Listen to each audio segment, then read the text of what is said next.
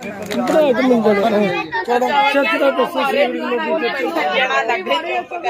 Minute, मसीह यीशु में आप सबकी सलामती हो।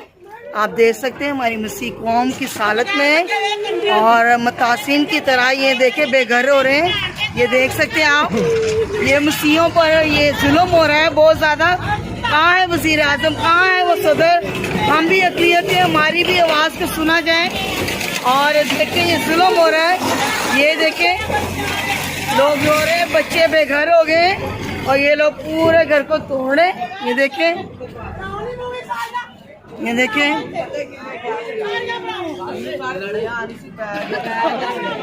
सारे जने क्या रहे सर ना अंदर जा, मैं नहीं सा जा। हम गवर्नमेंट से अपील करते हैं कि आप प्लीज हमारी हेल्प करें। हमारी कौम, मसीह कौम के लोग जो है वो देखे